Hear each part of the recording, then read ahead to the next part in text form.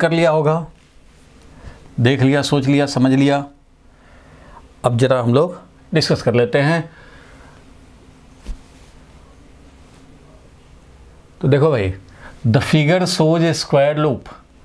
Square loop है एक, ठीक है भाई, स्क्वायर लूप है। Figure shows a square loop of side 5 centimetre. अच्छा भाई, ये 5 सेंटीमीटर का है square loop, 5 centimetre, which is connected to a network of resistance. से नेटवर्क ऑफ रेसिस्टेंस से कनेक्टेड है ये। The whole setup is moving towards right with constant speed of 1 centimetre पर सेकेंड। अच्छा भाई, इसका वेलोसिटी है इधर 1 सेंटीमीटर पर सेकेंड, 1 सेंटीमीटर पर सेकेंड दिया हुआ है, ठीक है भाई। At some instant a part of L is in uniform magnetic field. किसी इंस्टेंट पे a part of L, L का कुछ पार्ट, एल ये जो दिख रहा है इसका कुछ पार्ट मैग्नेटिक फील्ड में। तो ठीक है भाई, इधर मैग्नेटिक फील्ड है, इधर नहीं है, ठीक है, कोई बात नहीं है।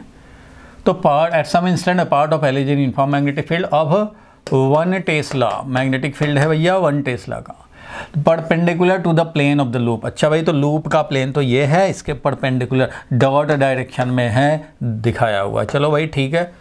If the resistance of L is 1.7 ओम। ये एल क्या है? तो ये एल है लूप, एल से हम लोग लूप बता रहे हैं। Shows a square loop L of side 5 centimetre, मतलब इस पूरे लूप का नाम एल है और ये 5 सेंटीमीटर स्क्वायर की तरह है। हाँ भाई ठीक है, माइक को ऑफ रखो, माइक को ऑफ रख करके काम करेंगे। चलो देखो, तो इस एल का कुछ पार्ट हमारा एज सोन इन फिगर, ये भी 5 सेंटीमीटर का ऑब्वियसली होगा भाई, बिल्कुल होगा, ये भी 5 सेंटीमीटर का। तो part of L is in uniform magnetic field. अच्छा, the plane perpendicular to the plane of loop, ये हम लोग देख चुके हैं। If the resistance of L is 1.7, इस पूरे लूप का रेसिस्टेंस, इसका रेसिस्टेंस जो है वो 1.7 ओम दिया हुआ है। Current in the loop at that instant will be close to. Current in the loop इस इंस्टेंट पे क्या होगा? मान लो कोई भी करंट है, किसी डायरेक्शन में हो, करंट का वैल्यू इस इंस्टेंट पे क्या होगा? Will be close to, current का वैल्यू चाहिए।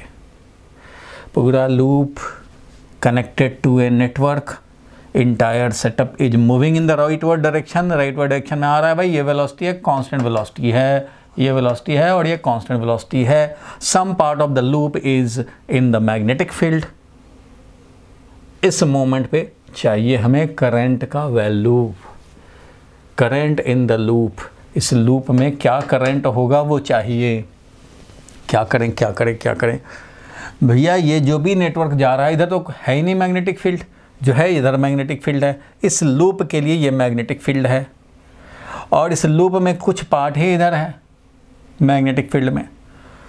तो आप यूं समझ सकते हो इसको, मोशनल ईएमएफ के फॉर्म में समझ सकते हो, या फिर फैराडे लॉ लगाकर भी इसमें हम लोग निकाल सकते हैं कि यहाँ पे due to motion of this conductor एक ईएमएफ इंड्यूस होगा, इंड्यूस ईएमएफ, जो कि कितना होगा भाई?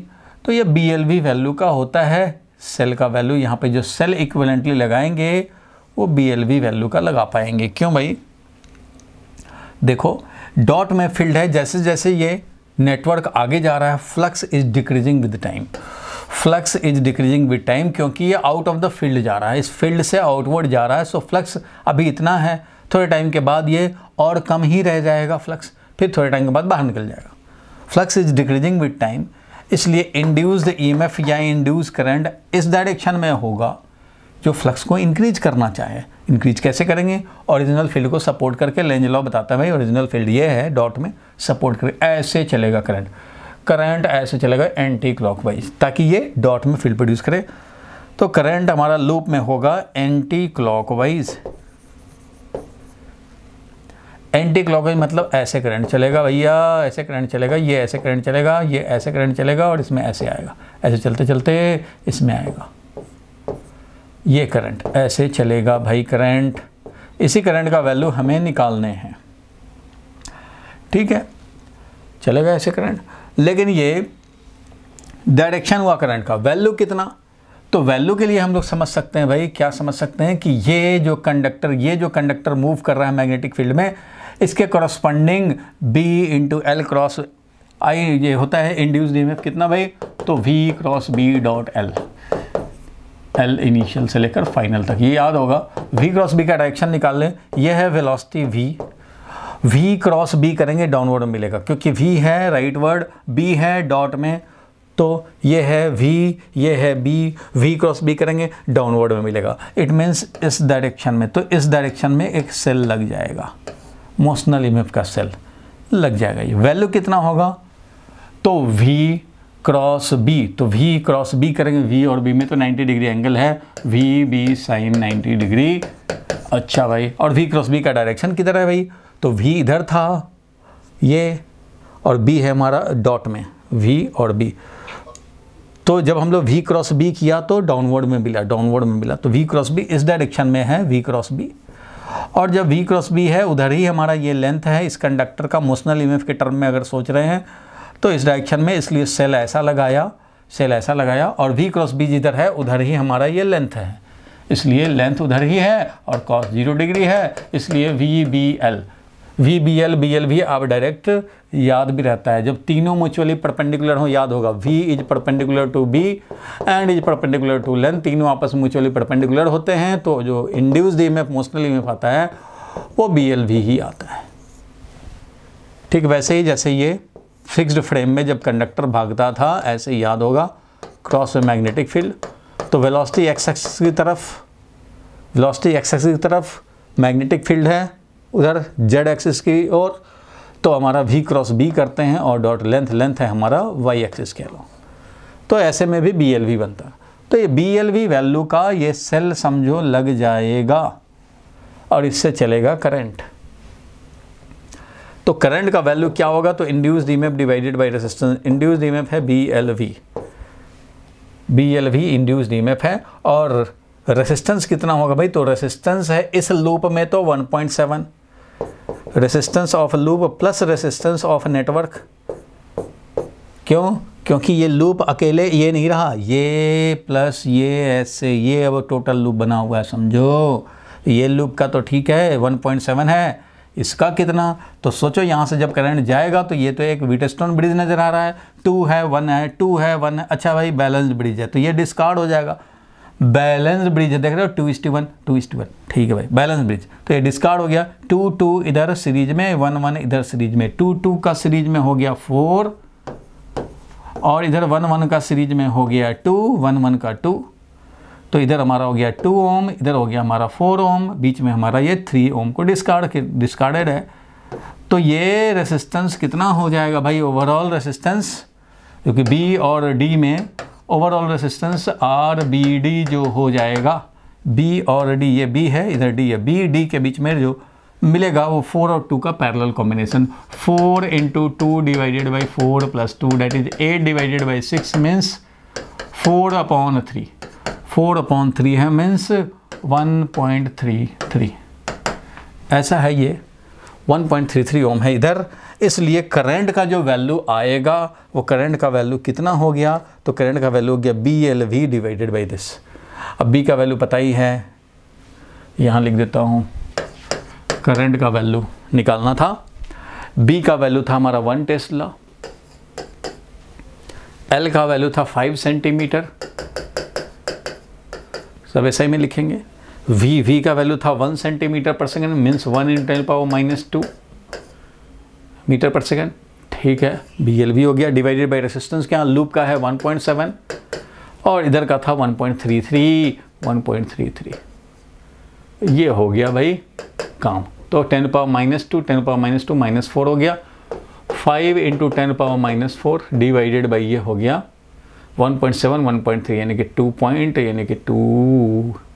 3.03, ऐसे करके ये आ गया करंट का वैल्यू, ये आ गया करंट का वैल्यू, और इसका हम लोग कैलकुलेशन कर सकते हैं मिली में, माइक्रो में बात करें तो 500 माइक्रो हो जाएगा, ये 500 डिवाइडेड बाई 3.03 माइक्रो एम्पियर का, 500 डिवाइडेड बाई 3, तो 500 डिवाइडेड बाई 3 कितना हो जाएगा भाई,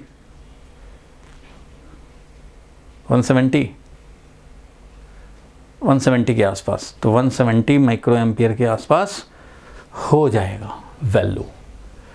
ठीक है, क्या क्या किया फिर से मैं बता दे रहा हूँ। ये एक लूप था, मैंने मोशनल ईएमएफ से BLV बोल दिया। फैराडेज लॉ से भी मैं बताऊंगा कि ये BLV होगा। BLV is the value of induced EMF in this loop. ठीक है, फैराडेज लॉ से भी लाएंगे। अब फिलहाल motional EMF V cross B dot length निकाला,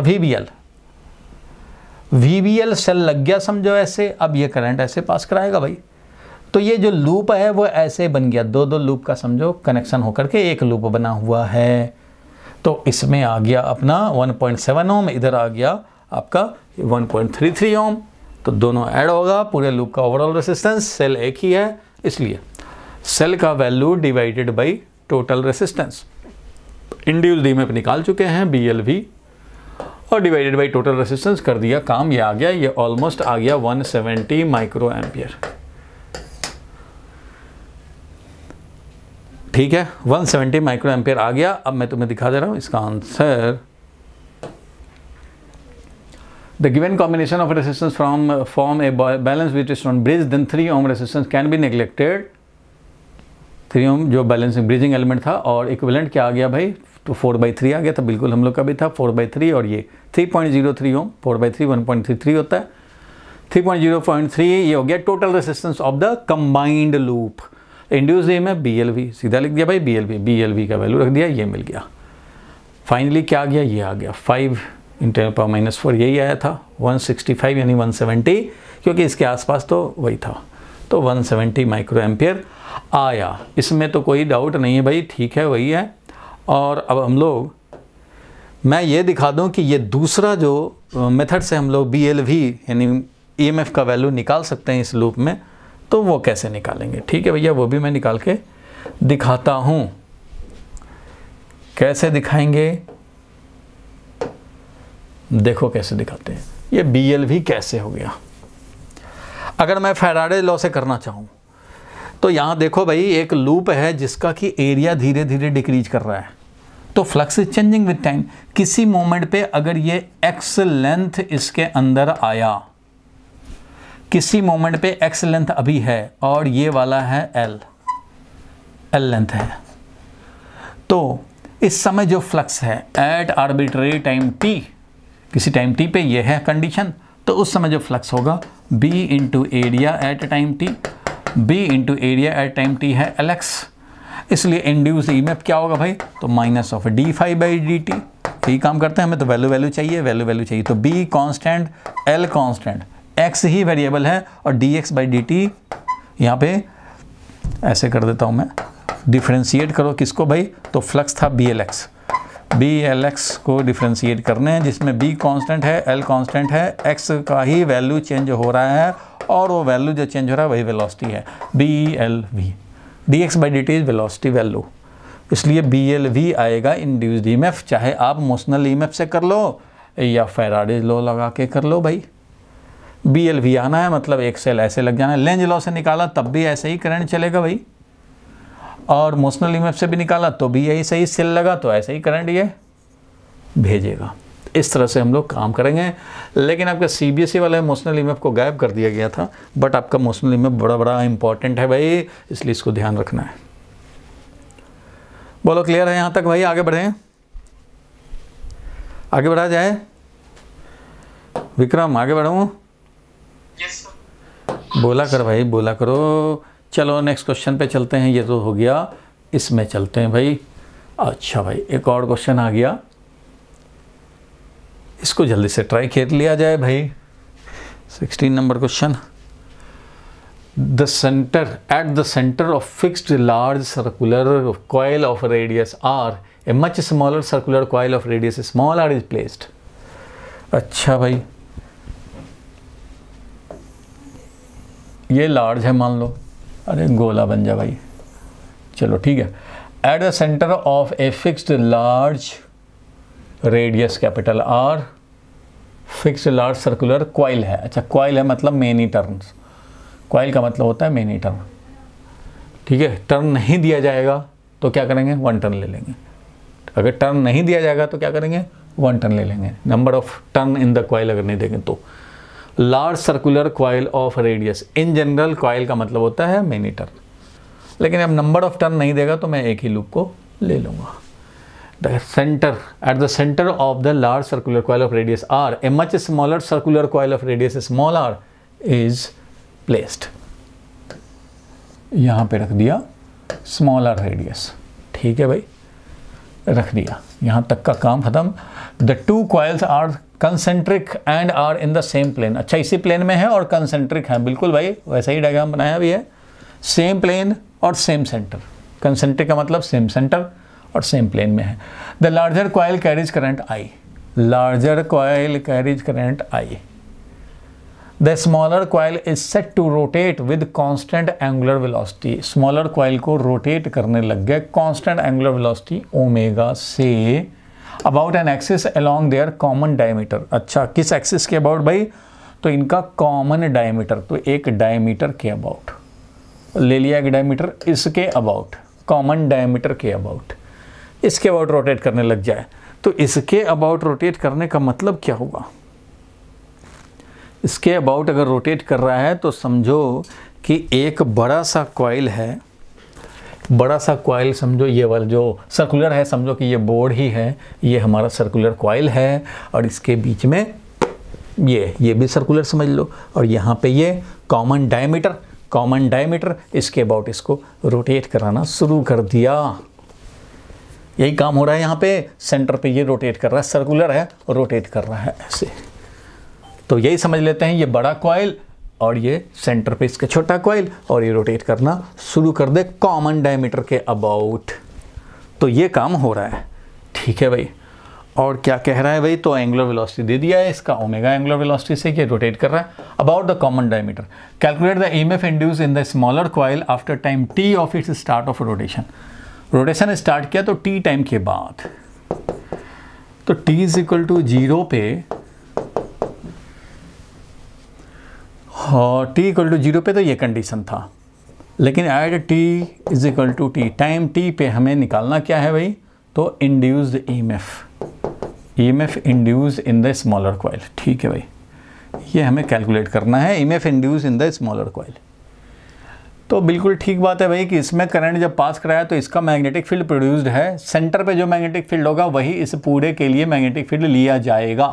क्यों लिया जाएगा? क्योंकि इसका वैल्यू रेडियस का वेरी वेरी स्मॉल है, मीन्स जो स्मॉलर कॉइल है वो ऑलमोस्ट सेंटर पे है, बड़े से कॉइल के सेंटर पे जो भी होगा फील्ड वही इस पूरे कॉइल में, छोटे वाले कॉइल में समझा जाएगा, ठीक है। मतलब ये हो गया कि समझो क्रॉस फील्ड हो या डॉट फील्ड हो, अगर ऐसे चल रहा है तो डॉट फील्ड, ऐसे चल लेते करंट तो क्रॉस फील्ड, तो जो भी हो, क्रॉस हो या डॉट हो, इससे कोई फ़र्क नहीं पड़ता, ये हमारा है। अगर ऐसे फील्ड है तो इस छोटे वाले कॉइल का एरिया वेक्टर भी तो उधर ही लेंगे, डॉट में रहेगा तो डॉट में लेंगे। तो स्टार्टिंग में तो भाई हमारा थीटा भी 0 है, मतलब फील्ड इसका बड़े वाले का फील्ड और इसका एरिया वेक्टर दोनों सेम डायरेक्शन में है, तो थीटा 0 रखेगा। फ्लक्स भी हम लोग लेंगे स्टार्टिंग में अगर, तो स्टार्टिंग का इनिशियल फ्लक्स जो है वो बी सेंटर पे जो भी है into area pi R square, और कॉस क्या लेंगे भाई? तो जिधर हमारा एरिया वेक्टर उधर ही फील्ड, कॉस 0 डिग्री लेंगे, means B at the centre. तो बी एट द सेंटर क्या होता है? बी एट द सेंटर होता है mu not I divided by, mu naught upon 4 pi याद होगा, mu naught upon 4 pi I divided by R, और एंगल कितना लेंगे? पूरा सर्कल है भाई तो 2 पाई। तो इस तरह से आता था, ये तो सब लोग जानते हैं, वैसे हम लोग डायरेक्ट शॉर्टकट भी लिख सकते थे, mu not I by 2 pi, 2 R होता है, 2 पाई से 4 पाई कैंसिल, 2 आर, ये होता है भाई फील्ड सेंटर पे, multiplied by pi R square करेंगे तो ये मिलेगा हमें, ये हो गया बी और ये हो गया एरिया। ये है फ्लक्स इनिशियली, लेकिन टी टाइम पे क्या फ्लक्स होगा? तो ये टी टाइम पे क्या फ्लक्स होगा? तो पहले फ्लक्स तो निकाल लो। तो फ्लक्स है हमारा बी सेंटर पे, वही जो उधर लिखा है बी पाई आर स्क्वायर, और कॉस कितना? तो स्टार्टिंग में 0 डिग्री, लेकिन जब ये रोटेट करने लग जाएगा तो टी टाइम पे कितना एंगल बनेगा भाई? तो थीटा अपॉन टी होता है हमारा ओमेगा, तो theta is equal to omega T बनेगा, ठीक है भाई। तो यहाँ पे लिखेंगे कॉस ओमेगा टी, क्योंकि टी टाइम पे एंगल यही होगा, तो ओमेगा होता है थीटा अपॉन टी, तो टी टाइम तक चला है, थीटा एंगल चला तो थीटा अपॉन टी को ओमेगा बोलते हैं। So theta is equal to omega T, ये तो है, तो यहाँ रख दिया हमने। टी टाइम पे निकालना था भाई फ्लक्स, ये तो हमने इनिशियली निकाला है फ्लक्स, ये टी टाइम पे फ्लक्स निकाले हैं। हमें इंड्यूस्ड ईएमएफ भी चाहिए टी टाइम पे, इसलिए मैं यहाँ लिखूँगा इंड्यूस्ड ईएमएफ की बात करें तो पहले निकाल लेते हैं। ये आया था कितना भाई, तो mu not I upon 2r और pi into small R square, ये आया था, और कॉस ओमेगा टी ये आया था फ्लक्स। अब हमें निकालना है induced EMF at time T, इसलिए minus of D phi by D T. ऐसा काम करेंगे, डिफ्रेंशिएट किया जाए भाई, डिफ्रेंशिएट किया जाए। डिफ्रेंशिएट करेंगे तो म्यू नॉट आई कोई चेंज नहीं कर रहा है, ना ही स्मॉल आर का रेडियस चेंज हो रहा है, ना कैपिटल आर का रेडियस चेंज हो रहा है, ये सब है कांस्टेंट। चेंज क्या हो रहा है, टाइम। कॉस ओमेगा टी का डिफ्रेंशिएशन क्या होता है भाई, तो minus of sine omega T multiplied by omega, ऐसा होता है भाई, बिल्कुल होता है। तो ये मिल गया तुम्हारा कितना भाई, तो आंसर जो फाइनली आ गया, आंसर जो फाइनली आ गया वो induced EMF at time T आया, वो mu not I pi small R square upon 2 into capital R और इंटू ओमेगा, और माइनस माइनस कैंसिल हो जाएगा और समझेंगे साइन ओमेगा टी। ये आ गया वैल्यू, ये आ गया value mu not I pi R square omega upon 2r, mu not I pi R square omega upon 2r sine omega T. तो डी ऑप्शन हो रहा है भाई, mu not I omega R square, mu not I omega R square pi. हाँ हाँ हाँ, एक minute रुक जाओ, पाई कहाँ है, पाई पाई है, इसमें पाई है, इसमें पाई नहीं है, तो ये वाला ऑप्शन करेक्ट है। हाँ भाई, डाउट क्या है बताओ। सर टाइम टी पे फ्लक्स कैसे निकाला है, टाइम 0 पे तो फ्लक्स समझ आ गया, टाइम टी पे कैसे निकाला। एसी जनरेटर भी हम लोगों ने पढ़ा था, वो यही था, ऐसे ही निकाला था। देखो भाई ध्यान से समझना, मैंने बताया कि ये समझने के लिए कि बड़ा कॉइल, बड़ा लूप के सेंटर पे दूसरा छोटा लूप है, समझो कि बड़ा लूप ये, छोटा लूप ये, तो इस सर्कुलर लूप के सेंटर पे जो फील्ड होगा वही इस सब पे फील्ड है। t इज इक्वल टू 0 पे बड़े वाले का फील्ड अगर डॉट में है तो इसका एरिया भी मैं डॉट में लूँगा, उधर वाला थोड़ी लूँगा, जो कम एंगल बनाता है वही लेता है भाई। तो अगर इसमें ऐसे है, करंट में करंट का वैल्यू दिया, ये नहीं दिया किस डायरेक्शन में, तो भैया ऐसे लोगे तो ये है फील्ड, ऐसे लोगे करंट तो ये है क्रॉस में फील्ड। जिधर फील्ड लोगे वो इसका एरिया वेक्टर भी फ्लक्स निकालने के लिए तो उधर ही लेंगे, ठीक है। तो 0 डिग्री मिला, कॉस 0 डिग्री, तो ये 0 डिग्री यूज हो गया। अब क्वेश्चन क्या कह रहा था भाई, देखो question, the larger coil carries current आई, बिल्कुल ठीक बात। The smaller coil set to rotate with constant angular velocity omega about an axis along their common diameter, common diameter के about अब इसको रोटेट कराया जा रहा है। तो अभी तो भाई इधर ही फील्ड था इस बड़े वाले का, इधर ही इसका एरिया लिया cos 0 डिग्री। अब ये बताओ ये ओमेगा स्पीड से रोटेट करने लग जाए, सिर्फ स्मॉलर, लार्जर वाला नहीं रोटेट कर रहा, लार्जर वाला वैसे ही है, स्मॉलर वाला रोटेट करे तो यहाँ से 90 डिग्री रोटेट करेगा, तो फील्ड ऐसे रहा और ये वाला इसका एरिया वेक्टर ऐसे 90 डिग्री एंगल बनाएगा। तो कितना टाइम में कितना एंगल बनाएगा, अब 180 बनाया, 270 बनाया, 360 बनाया, तो भैया किस टाइम पे कितना एंगल बनेगा, तो ये है ओमेगा इंटू टी। टी का वैल्यू जैसे जैसे बढ़ता जाएगा वैसे वैसे थीटा का वैल्यू बढ़ता जाएगा। पहले π/2 बनेगा, π/2 बनेगा तो ये देखो ऐसे फील्ड था तो ऐसे बन जाएगा, पाई बनेगा, टी बढ़ता जाएगा तो ऐसे पाई हो जाएगा, फिर ये 3π/2 होगा, फिर 2π होगा। तो किसी टी टाइम पे 0 से स्टार्ट हुआ, टी टाइम पे कितना एंगल ट्रवर्स कर जाएगा, तो तुम निकालो भाई एंगल ट्रवर्स। मैं तो सिंपल बताऊंगा कि ये ओमेगा है, थीटा एंगल चला टी टाइम पे, टी टाइम के बाद ही तो निकालना है तुम्हें, तो टी टाइम में कितना एंगल चला, तो ओमेगा कांस्टेंट है तो ओमेगा इंटू टी चला, ऐसे बोलूँगा मैं। तुम अगर निकालना चाहोगे तो तुम ऐसे ही बोल सकते हो, अच्छा भाई omega naught T plus half alpha T square, ऐसे होता है एंगुलर डिस्प्लेसमेंट, कितना एंगल चला वो लिखने पड़ेंगे, क्योंकि मैग्नेटिक फील्ड तो वैसे का वैसे ही रह गया फिक्स्ड। ये रोटेट कर रहा है तो ये भाई जितना रोटेट कर जाए जितने एंगल से उतना एंगल बन जाएगा। तो ओमेगा नॉट स्टार्टिंग में भी ओमेगा था टी टाइम और अल्फा है नहीं, कांस्टेंट एंगुलर वेलोसिटी चल रहा है, इसलिए थीटा का वैल्यू क्या आएगा, ओमेगा टी। तो टी टाइम पे जब निकालेंगे तो कॉस ओमेगा टी, तो थीटा एट टाइम टी ही तो यूज़ करेंगे। कितना थीटा हो गया, मैग्नेटिक फील्ड वैसे का वैसे ही रह गया, और ये रोटेट करके थीटा बढ़ाता जा रहा है, बढ़ाता जा रहा है, बढ़ाता जा रहा है, बढ़ता जाएगा ये। तो किसी टाइम पे तो इतना ही होगा फ्लक्स। बोलो ठीक है, ये है फ्लक्स, इसको डिफरेंशिएट करेंगे, मिल जाएगा हमें। क्लियर है भाई? अब तो सबको क्लियर हो गया? ठीक है भाई, तो ये क्लियर जब हो गया तो हम लोग अब आगे बढ़ते हैं।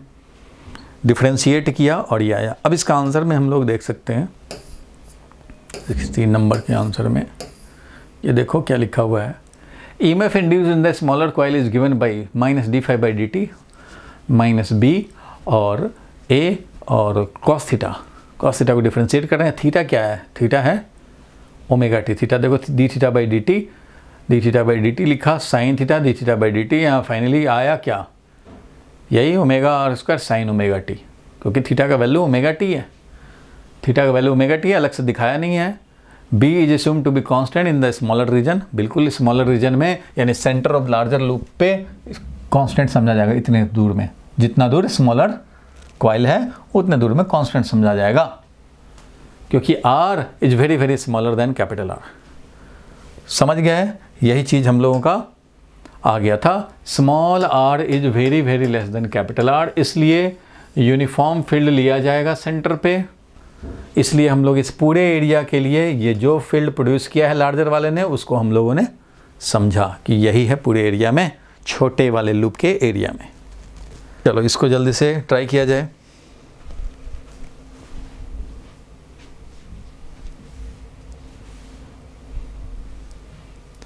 Copper rod of mass m slides under gravity on a two smooth parallel rails with separation L and set at an angle of theta with the horizontal से थीटा एंगल पे सेट किया गया है इस ट्रैक को। At the bottom of the rails are joined by resistance R. There is a uniform magnetic field B normal to the plane of the rail as shown in figure. The terminal speed of the copper rod is. Question समझना पड़ेगा अच्छे से, नहीं तो सब बेकार हो जाएगा।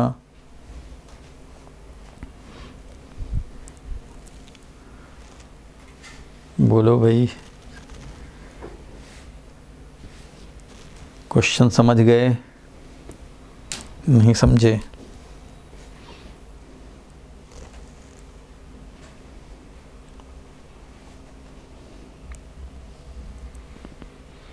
देखो ये इंक्लाइन प्लेन पे सेट किया हुआ है, ये समझो इंक्लाइन प्लेन है, ध्यान देना भाई। ये ऐसे बना हुआ है एक इंक्लाइन प्लेन, थीटा एंगल पे ये इंक्लाइंड है, और इसके बॉटम पे जो है वो R रेजिस्टेंस लगा रखे हैं, और ये ट्रैक है।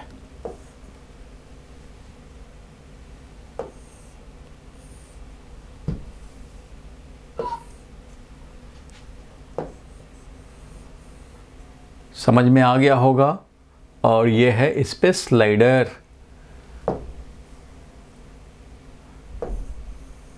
ये है इस पे स्लाइडर, और ये ऐसे मूव करेगा। L लेंथ का ये स्लाइडर है और ये अपना मूव करेगा इस तरह से। ठीक है भैया, ये R रेजिस्टेंस है लगा हुआ, और मैग्नेटिक फील्ड इस इंक्लाइन प्लेन के परपेंडिकुलर है, इंक्लाइन प्लेन के परपेंडिकुलर है। 3 डायमेंशनल विजन रखना पड़ेगा, नहीं तो फंस जाएंगे आप, जिस तरह से वेक्टर 3D मैथ्स में पढ़ते हो। खैर, तो ये 3 डायमेंशनल है, थोड़ा खोपड़ी जो है वो रखना पड़ेगा उस हिसाब से, तभी आप समझ पाएंगे। तो देखो भाई, ये स्लाइड कर रहा है, क्वेश्चन कह रहा है कि this rod of mass m, ये m मास का रॉड है और ये स्लाइड कर रहा है। स्लाइड कर रहा है भाई, ठीक है, स्लाइड करे, क्या परेशानी है। अंडर ग्रेविटी, बिल्कुल भाई, तो अंडर ग्रेविटी स्लाइड करेगा तो अच्छी बात है भाई। स्लाइड करने का अंडर ग्रेविटी हम लोगों के पास पता भी है कि कैसे होता था, याद होगा। कोई भी इंक्लाइन प्लेन पे अगर एक ब्लॉक रखा रहा है तो इसका जो mg होगा, mg का साइन थीटा कंपोनेंट ही इसको स्लाइड कराता था। मैकेनिक्स थोड़ा बहुत याद हो तो M G cos theta perpendicular to the plane, ये नॉर्मल, ये एम जी साइन थीटा है स्लाइड कराने वाला फोर्स। तो चाहे ये ब्लॉक हो, चाहे ये ब्लॉक हो या ये एक रॉड हो, स्लाइड कराने वाला जो कंपोनेंट होगा वो होगा M G sine theta. Sliding force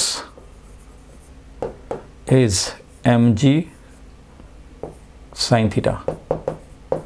M G sine theta slide कराता है, इधर एम जी कॉस थीटा होता था, याद होगा इधर नॉर्मल बनता था, और इधर अगर फ्रिक्शन हुआ तो फ्रिक्शन लगता था, इस स्लाइड होता था। तो फिलहाल इस रॉड पे कोई स्लाइडिंग के लिए हम लोग को फ्रिक्शन नहीं देखना है, ये है ऐसे।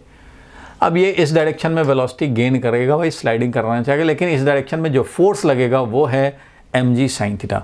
तो ये फोर्स है एम जी साइन थीटा जो इसको यानी कि रॉड को स्लाइड कराना चाहेगा और डाउनवर्ड में एक्सेलरेशन करना चाहेगा। ठीक है भाई। तो copper rod of mass m slides under gravity. Under gravity मतलब यही ग्रेविटी का जो इफेक्ट है, इसी के इन्फ्लुएंस में ये डाउनवर्ड में स्लाइड करना चाहेगा। On the two smooth parallel rails. Smooth है मतलब फ्रिक्शन नहीं है। ठीक है भैया, यहाँ पे स्लाइडर जो है इसमें कोई फ्रिक्शन नहीं लगेगा, स्मूथ ट्रैक है। At an angle theta with the horizontal, ये तो दिखा रखा भाई, इंक्लाइन प्लेन है at an angle theta with the horizontal. अच्छा, at the bottom rails are joined, ये जो मेटालिक है वो ज्वाइन किया हुआ है रेसिस्टेंस आर से, मतलब एक लूप बन गया। ये क्या बन गया? एक लूप बन गया, इसमें ये इस तरह से ज्वाइंड है और मैग्नेटिक फील्ड इसके परपेंडिकुलर है, मतलब फ्लक्स बन रहा होगा भाई, मतलब डॉट डॉट में इस इंक्लाइन प्लेन के, ये इंक्लाइन जो लूप जो बना हुआ है इंक्लाइन लूप, इसके परपेंडिकुलर में है बी मैग्नेटिक फील्ड। ठीक है भाई, normal to the plane of the rail as shown in figure. Terminal speed of the copper rod. Copper rod का टर्मिनल स्पीड क्या होगा? टर्मिनल स्पीड क्या होगा?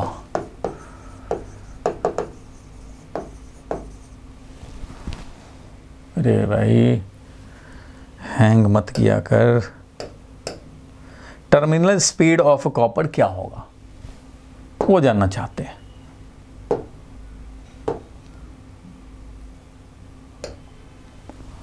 ठीक है, तो टर्मिनल स्पीड किसी भी कॉपर रॉड का निकालना है तुम्हें। टर्मिनल स्पीड का मतलब क्या होता है? टर्मिनल स्पीड वो फाइनल स्पीड होता है, फाइनल स्पीड। उस फाइनल स्पीड को टर्मिनल स्पीड बोलते हैं। Terminal speed is final speed after initial acceleration. Initial acceleration हो but finally acceleration becomes zero. Finally acceleration क्या हो जाता है? जीरो। इनिशियली कुछ टाइम तक एक्सेलरेशन हुआ, स्पीड बढ़ा, उसका बाद एक्सेलरेशन जीरो हो गया, स्पीड बढ़ना बंद। तो फाइनल स्पीड, फाइनल जो कि कांस्टेंट स्पीड होगा, final constant speed.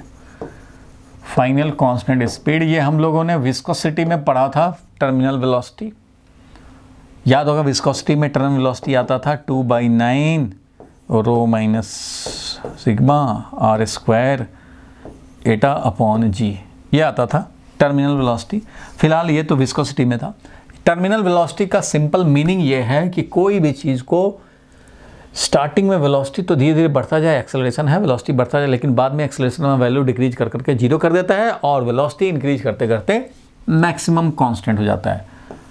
Terminal velocity जहाँ भी अचीव करने का कंडीशन बनेगा वहाँ पे वेलोसिटी का वेरिएशन टाइम के साथ ऐसे होता है।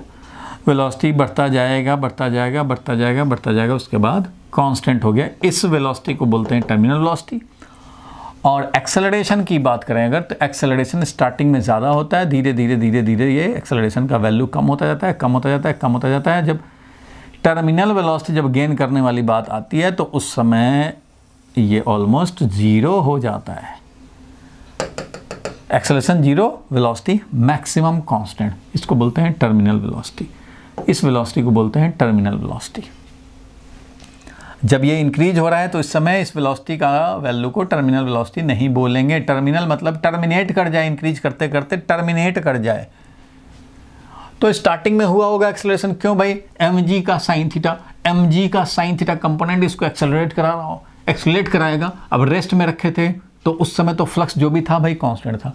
जैसे ही ये mg साइन थीटा के अंदर में एक्सेलरेट होगा तो वेलोसिटी गेन होगा, वेलोसिटी गेन होगा तो rate of change of flux आएगा, फ्लक्स में चेंज होगा तो इंड्यूस्ड ईएमएफ, इंड्यूस करंट होगा, और इंड्यूस करंट होगा तो मैग्नेटिक फोर्स भी लगेगा इस कंडक्टर पे, मीन्स एक एडिशनल मैग्नेटिक फोर्स आ जाएगा। स्टार्टिंग में ओनली ग्रेविटी फोर्स था, लेकिन जब सही वेलोसिटी गेन होगा एक और मैग्नेटिक फोर्स आएगा, और उसके चलते क्या होगा तो धीरे धीरे एक्सेलरेशन कम होता जाएगा, धीरे धीरे एक्सेलरेशन कम होता जाएगा और फाइनली एक्सेलरेशन 0 हो जाएगा।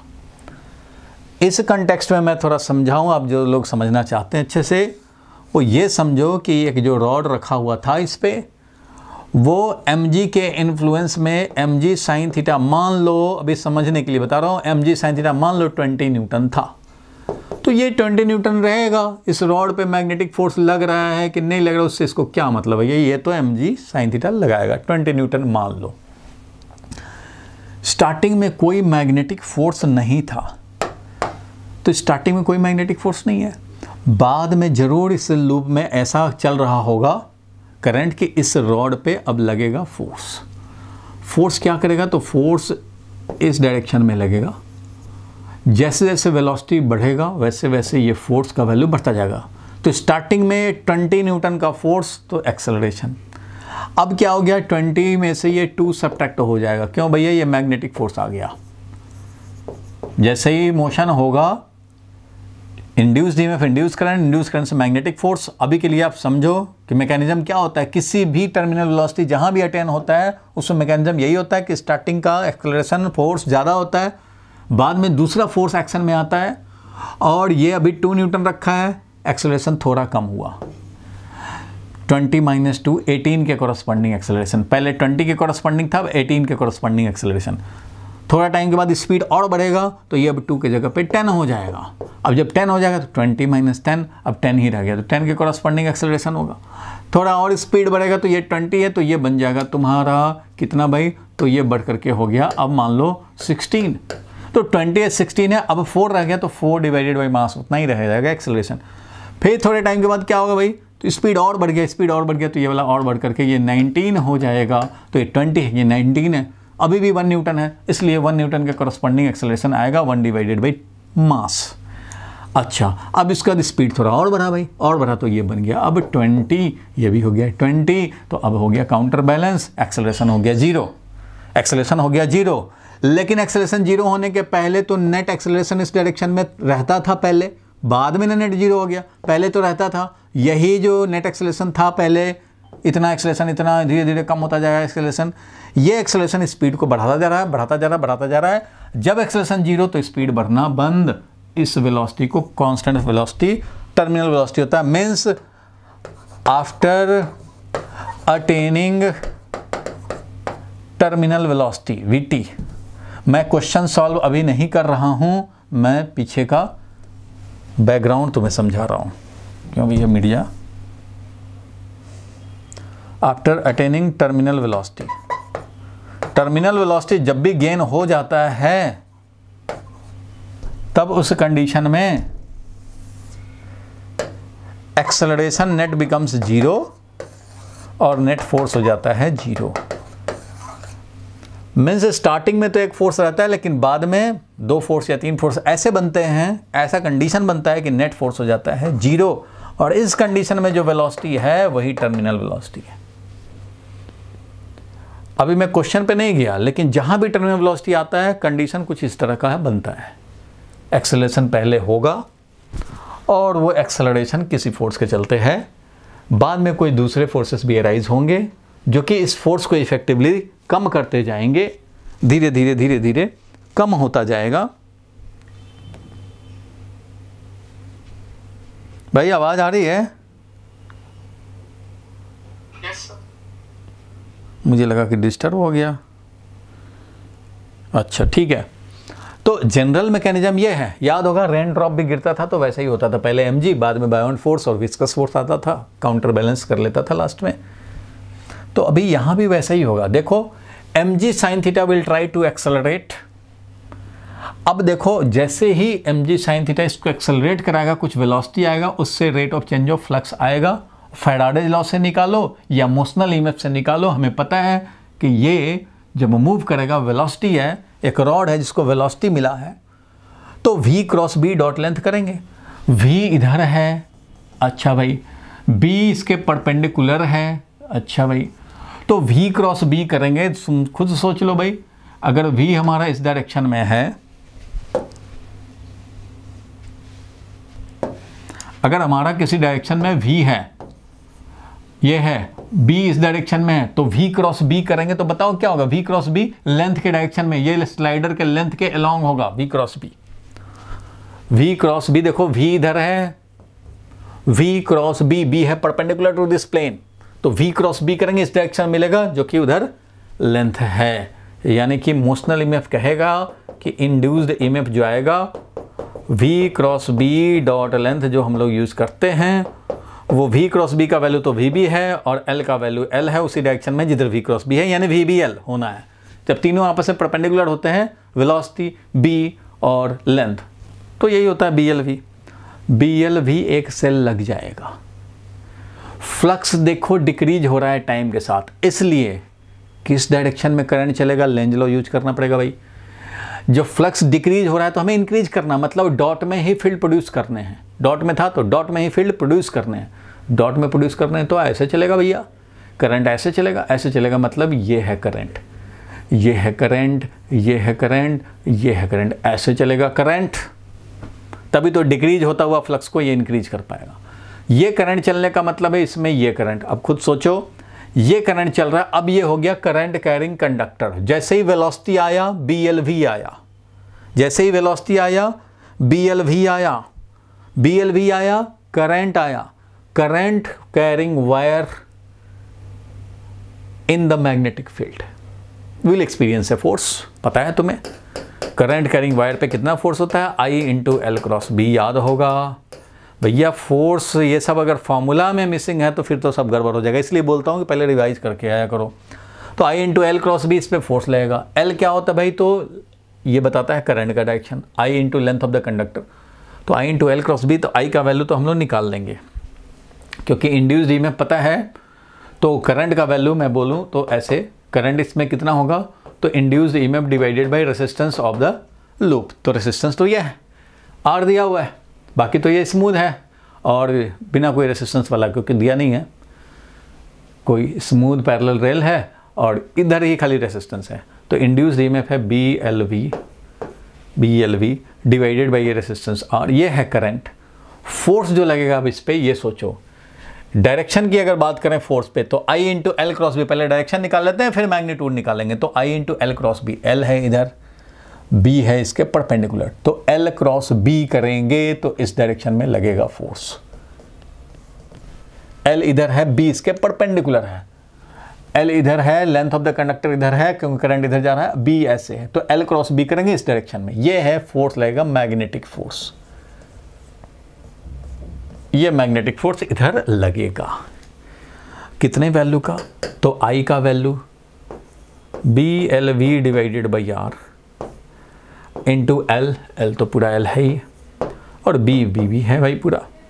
तो इतना हो गया फोर्स, ये हो गया फोर्स। अब जब टर्मिनल वेलोसिटी गेन हुआ होगा तो ये फोर्स mg sin थीटा के इक्वल होगा।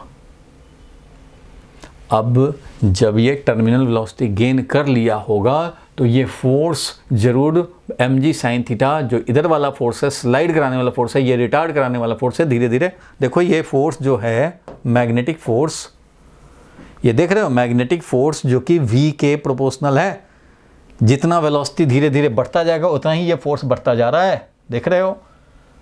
तो ये फोर्स स्टार्टिंग में कम रहेगा, कम वेलोसिटी है तो कम रहेगा फोर्स, जैसे ही वेलोसिटी बढ़ेगा और बढ़ेगा, क्योंकि this force is directly proportional to velocity. जितना ज़्यादा वेलोसिटी उतना ज़्यादा फोर्स। तो पहले अगर ये 20 न्यूटन था तो 5 हुआ, 7 हुआ, 9 हुआ, 10 हुआ, 16 हुआ, 19 हुआ, अब 20 हो गया, वेलोसिटी बढ़ता गया 20 हो गया। जब ये इक्वल टू ये हो जाए उसी समय है टर्मिनल वेलोसिटी, इसलिए तुम्हारी अब जीत हो गई। अब तुम टर्मिनल वेलोसिटी निकाल सकते हो। क्या समझते हो भाई कि नेट फोर्स तो 0 हो गया, नेट फोर्स 0 हो गया, इसका मतलब इधर फोर्स इज इक्वल टू उधर का फोर्स। और ये फोर्स कितना था भाई, तो ये फोर्स था देखो B square L square V by R, B square L square V divided by R, B square L square V divided by R, ये हो गया उधर का फोर्स और इधर हो गया एम जी साइन थीटा। ये दोनों निकालना क्या था, v निकालना है इस टाइम पे। जब बैलेंस हो गया तो इसका मतलब ये है टर्मिनल वेलोसिटी। जब तक बैलेंस नहीं हुआ तब तक ये v कुछ भी है 10, 20, 30, लेकिन जब इक्वल हो गया दोनों फोर्स, जब इक्वल वैल्यू को हो गया तब ये v क्या बन चुका है, टर्मिनल वेलोसिटी बन चुका है। ये टर्मिनल वेलोसिटी का वैल्यू मिल जाएगा कितना, M G R sine theta divided by M G R sine theta divided by B square L square, यही हो जाएगा M G R sine theta divided by B square L square. तो ये हो जाएगा correct answer, M G R sine theta divided by B square L square. M G R cot theta भी है, tan theta भी है, cos theta भी है, लेकिन M G R sine theta divided by B square L square. इस तरह से तुम्हें ये मिल जाएगा आंसर। चलो देख लिया जाए, वो आंसर दिखाता हूँ। 17 नंबर, copper will acquire terminal velocity when magnetic force is equal to gravitational force, ILB जो मैग्नेटिक फोर्स था is equal to mg sine theta हो जाए। mg साइन थीटा जो डाउनवर्ड स्लाइड करना चाह रहा है और ये मैग्नेटिक फोर्स उधर लग रहा है, I into L cross B, ILB। I का वैल्यू रख देंगे और I का वैल्यू इंड्यूस्ड में बाई आर, तो इंड्यूस्ड में BLV था, BLV बाई आर। ये सब तो भाई अपना डायरेक्ट लिख देता है, लेकिन आपको तो जानना है फ्रॉम इक्वेशन 1 एंड 2 हम लोगों ने इक्वेट किया mg साइन थीटा को इस फोर्स से, और इससे हमें मिल गया mg r sine theta divided by B square L square. बोलो भाई क्लियर है?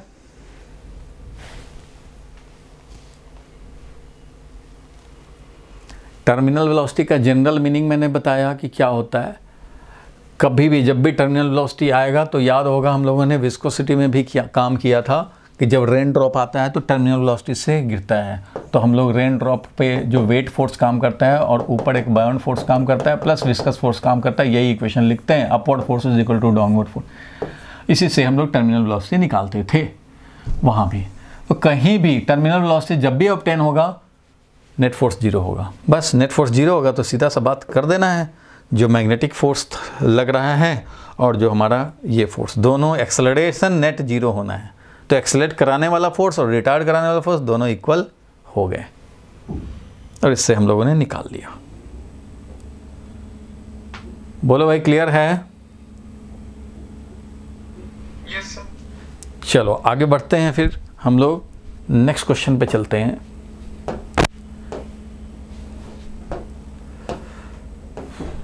नेक्स्ट क्वेश्चन पे चलें। क्वेश्चन आ गया भाई, अब जरा इस पे हम लोग ध्यान दें। नेट में आया हुआ क्वेश्चन है, चलो भाई इसको जल्दी से ट्राई करो।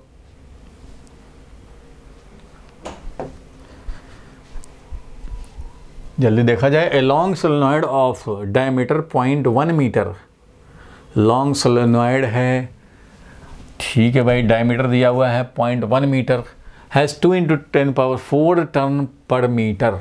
अच्छा भाई, तो लॉन्ग सोलेनॉइड है तो लॉन्ग सोलेनॉइड दिखाई देता हूँ भाई। लॉन्ग सोलेनॉइड ये है, इसका डायमीटर जो है वो 0.1 मीटर है।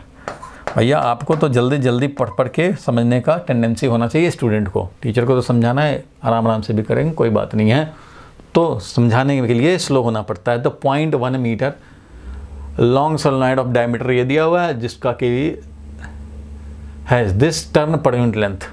तो number of turn per unit length दे दिया हुआ 2 × 10⁴ यानी 20,000 टर्न्स पर मीटर।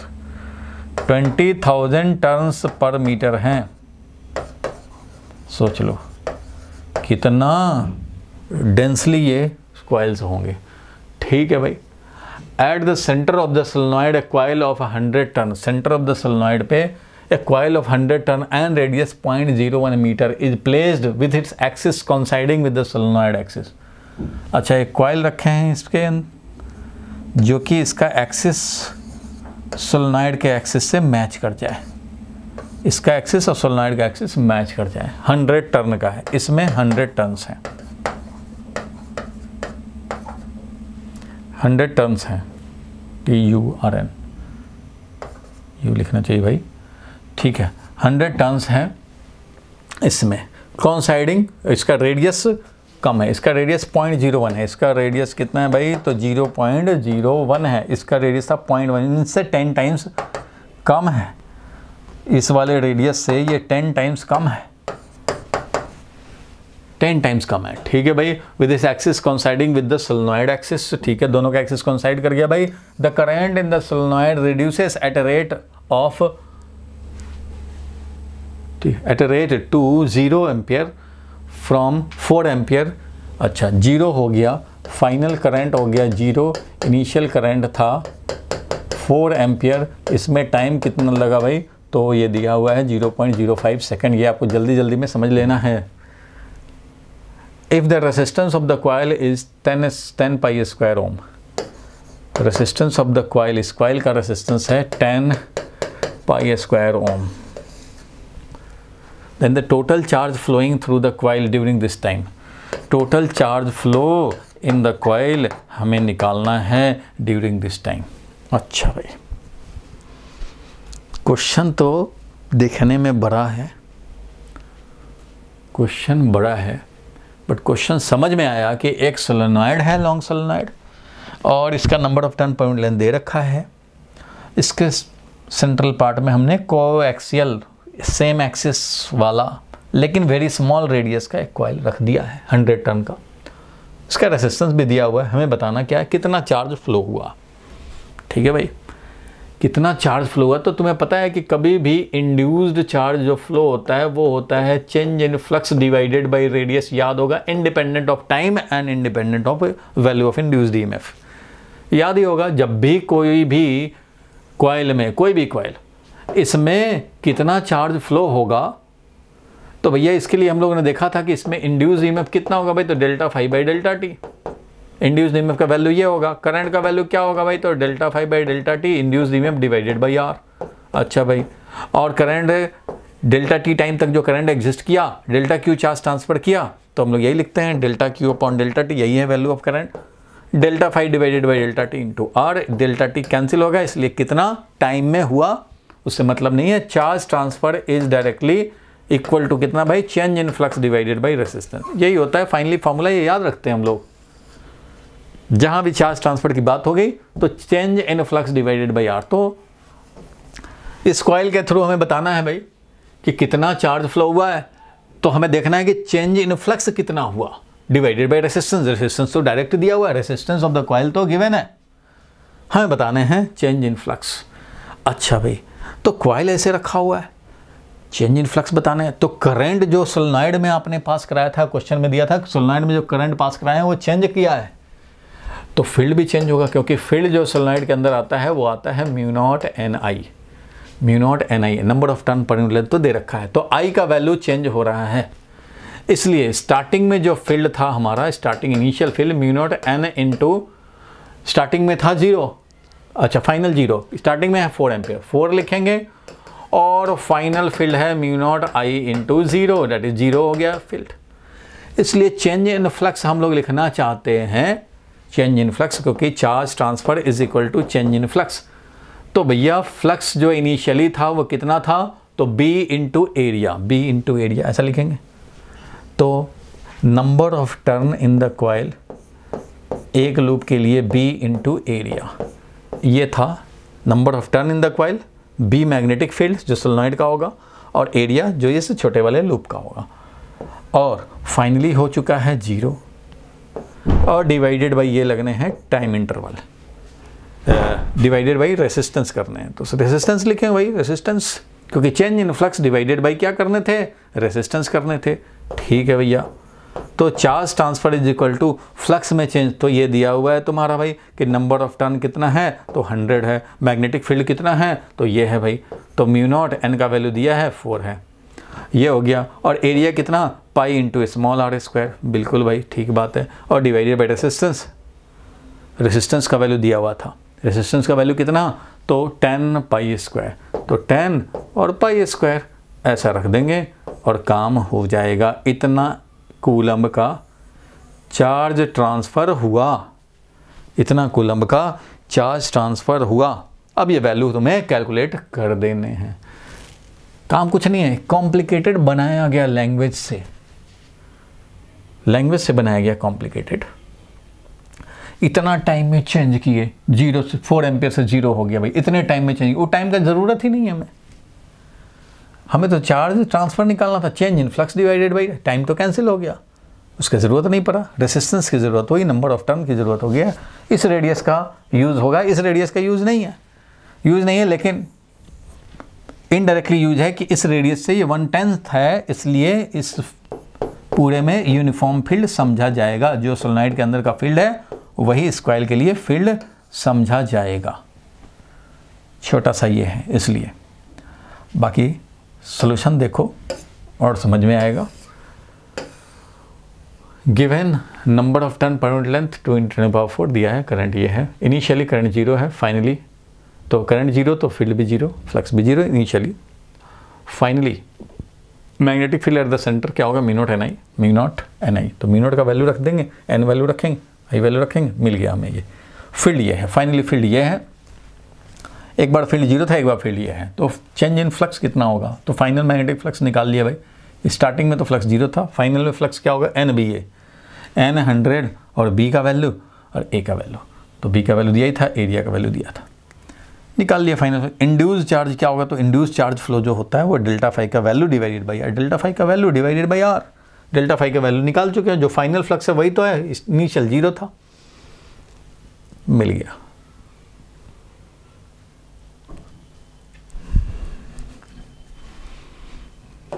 बोलो भाई ठीक है, यही काम हुआ है, फ्लक्स में चेंज डिवाइडेड बाई रेसिस्टेंस रख देने, फ्लक्स में change divided by resistance, flux में चेंज क्या होगा, तो NB एक में था और एक टाइम पे नहीं था, एक टाइम पे था तो जो था वही रखेंगे और मिल जाएगा। बोलो क्लियर है भाई, आगे बढ़े, चलो आगे बढ़ते हैं हम लोग, नेक्स्ट क्वेश्चन पे चलते हैं भाई, नेक्स्ट क्वेश्चन पे चलें, ये क्वेश्चन हो गया।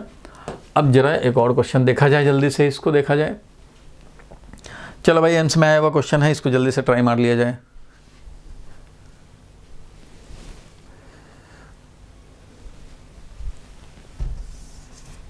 इसको जरा समझे हम लोग, as shown in figure 2 vertical conducting rails separated by distance 1 metre are placed parallel to Z axis. ठीक है भाई, 2 रेल्स हैं, 2 रेल्स हैं, ऐसे कैपेसिटर लगा हुआ है इसमें, ठीक है, दोनों वर्टिकल कंडक्टिंग रेल्स हैं, दोनों वर्टिकल हैं, separated by distance 1, separated by कितना डिस्टेंस है, तो डिस्टेंस दिया हुआ है भाई कि 1 मीटर है, distance is 1 metre, place parallel to Z axis, मतलब ऐसे वर्टिकल है तो वर्टिकल ही Z एक्सिस रहा होगा, एट Z इक्वल जो 0 है, कैपेसिटर ये रखा हुआ है, इज कनेक्टेड 0.15 फैराड, कैपेसिटर है 0.15 फैराड का, कोई बात नहीं, is connected between the rails and metal rod of mass 100 gram placed across the rail slice down. अच्छा, ये वाला कंडक्टर है, इसका मास दिया हुआ है और ये डाउनवर्ड स्लाइड कर रहा है along the rail. If a constant magnetic field 2 Tesla exists perpendicular to the plane of the rail, इसके परपेंडिकुलर, अरे भैया इसके परपेंडिकुलर ले लो, कोई भी क्रॉस में चाहे डॉट में, मैग्नेटिक फील्ड है, ये कितना है मैग्नेटिक फील्ड, 2 टेस्ला का मैग्नेटिक फील्ड एग्जिस्ट कर रहा है perpendicular to the rails. What is the acceleration of the rod, acceleration of the rod कितना है, इस रॉड का जो फॉल कर रहा है इसका एक्सेलरेशन कितना है, ये क्वेश्चन कह रहा है। फिर से देखो, वर्टिकल 2 पैरेलल रेल्स हैं, इसमें एक स्लाइडर और एक कैपेसिटर एंड पे किया हुआ है, स्लाइडर को जैसे ही छोड़ा इसमें, स्लाइडर का मतलब है रिंग डाला इसमें, रिंग डाला इसमें और इन दोनों कनेक्टेड है वो स्लाइडर, ये रिंग स्मूथ है, स्मूथ रेल पे ये चलता जाएगा डाउनवर्ड, mg के इफेक्ट में आएगा, mg के इफेक्ट में आएगा, लेकिन तुम्हें पता है कि ये मैग्नेटिक फील्ड में मूव कर रहा है, और मैग्नेटिक फील्ड में मूव करे कोई भी कंडक्टर तो तुम्हें पता ही है इंड्यूस ईएमएफ आ जाता है। क्यों? क्योंकि यहाँ पे जो भी फ्लक्स बन रहा है वो फ्लक्स धीरे धीरे इंक्रीज होगा टाइम के साथ, टाइम के साथ इंक्रीज होगा, इसलिए बी तो V क्रॉस B करेंगे, देखो V डाउनवर्ड में है, B तुम्हारी तरफ है क्रॉस में, चाहे अवे फ्रॉम यू, ऐसा समझे। वेलोसिटी ये है वर्टिकली डाउनवर्ड, मैग्नेटिक फील्ड ये है, ये एक्स एक्सिस है, ये वाई एक्सिस है, ये जेड एक्सिस है। तो मैग्नेटिक फील्ड हमारा ये है क्रॉस में, ये है वेलोसिटी, तो ये है v, ये है b, तो v क्रॉस b करेंगे तो क्या मिलेगा भैया, v क्रॉस b करेंगे तो x डायरेक्शन में मिलेगा, x डायरेक्शन मिलेगा मीन्स इस डायरेक्शन मिलेगा, उधर ही तो है लेंथ, तो v cross b dot length यानी कि BLV वैल्यू का मिलेगा। इसलिए इंड्यूस्ड ईएमएफ तो हम लोग BLV बोल सकते हैं मोशनल ईएमएफ से, और rate of change of flux भी निकालोगे उससे भी, क्योंकि ये x है अगर डिस्टेंस, तो फ्लक्स t टाइम पे होगा b इंटू एरिया, एरिया कितना भाई, तो L इंटू एक्स, L है कंडक्टर का लेंथ, और तो rate of change of flux क्या होगा भाई, माइनस d∅/dt, इंड्यूस ईएमएफ है तो माइनस ऑफ BL dx/dt, तो माइनस साइन तो खैर डायरेक्शन बताता है, dx/dt v होता है, इसलिए BLV is the value induced EMF का, तो BLV मोशनल ईएमएफ से निकालें तो, या फैराडे लॉ से लाए तो, पहले भी देखा था ऐसा क्वेश्चन, ठीक है भैया, BLV लगेगा, और उसके चलते चलेगा इसमें करंट, इसमें चलेगा करंट, और करंट इसको करेगा charge. It means at time t, अगर मैं बोलूं एट टाइम t, तो t टाइम पे जो इंड्यूस्ड ईएमएफ है BLV, जिस टाइम पे जो वेलोसिटी तो भैया धीरे धीरे बढ़ता जाएगा, क्योंकि ये ग्रेविटी का फोर्स लग रहा है, इस पे ये फोर्स लग रहा है, बट सर्टेन एक्सेलरेशन होगा, तो BLV है। t टाइम पे हम लोग निकालना क्या है, फाइनली निकालना है एक्सेलरेशन, कितना एक्सेलरेशन है, सर्टेन एक्सेलरेशन से जा रहा है, उसका एक्सेलरेशन कितना एक्सेलरेशन है, तो चेंज इन वेलोसिटी है, वेलोसिटी धीरे धीरे बढ़ता जा रहा है। तो हम लोग को एक्सेलरेशन निकालने के लिए देखो इस स्लाइडर पे, अगर इस स्लाइडर का एक्सेलरेशन निकालना चाहते हैं तो इस पे लगने वाला फोर्स एक तो mg लग रहा है, अब मैग्नेटिक फोर्स जैसे पता लग जाए तभी तो हम लोग एक्सेलरेशन निकाल पाएंगे, क्योंकि एक्सेलरेशन होगा effective force divided by mass of the slider. तो इस वाले स्लाइडर पे दो फोर्स लग रहे हैं, एक ये mg फोर्स वेट फोर्स, दूसरा मैग्नेटिक फोर्स किस डायरेक्शन में लग रहा है, कितना वैल्यू लग रहा है वो भी दिखाएंगे। अगर मान लो मैग्नेटिक फोर्स भी डाउनवर्ड लगने लग जाए तो दोनों ऐड होकर एक्सेलरेट करेंगे, अपवर्ड लग जाए तो सब्ट्रैक्ट होकर एक्सेलरेट होंगे। इसलिए इफेक्टिव फोर्स जानने के लिए मैग्नेटिक फोर्स चाहिए, किस डायरेक्शन में लग रहा है, क्या वैल्यू है वो चाहते हैं, इसलिए ये काम कर रहे हैं कि इंड्यूस्ड ईएमएफ आया, अच्छा भाई इंड्यूस्ड ईएमएफ आएगा तो करंट भी आएगा, करंट कितना आएगा, तो induced EMF divided by resistance, ये करंट चलना चाहेगा, ये करंट चलना चाहेगा तो कैपेसिटर का चार्जिंग भी होगा, कैपेसिटर का चार्जिंग भी होगा, और किसी टाइम पे इसमें चार्ज क्या आएगा, तो C into potential difference, C into potential difference क्या है इसके अक्रॉस, तो वही जो यहाँ पे इंड्यूस्ड ईएमएफ है वही तो पोटेंशियल डिफरेंस भी होगा, इसलिए Q को हम लोग बोल सकते हैं C इंटू इंड्यूस्ड ईएमएफ है BLV। तो ये किसी पर्टिकुलर टाइम का बताएगा, उस टाइम पे क्या ईएमएफ है, उस और रेजिस्टेंस का वैल्यू तो कांस्टेंट है, तो उस टाइम का हिसाब से करंट हो गया। अब देखो चार्ज हमने निकाल दिया कैपेसिटर में, कैपेसिटर में ये चार्ज है, जो करंट होगा उस हिसाब से इस कैपेसिटर का चार्ज भी चेंज होगा। तो मैं यहाँ से भी निकाल सकता हूँ भाई कि हमारा कितना करंट होगा, तो करंट मैं यहाँ से अगर बोलूँ तो बोलूँगा C constant, B constant, L constant, CBL, और dV/dt is the value of acceleration,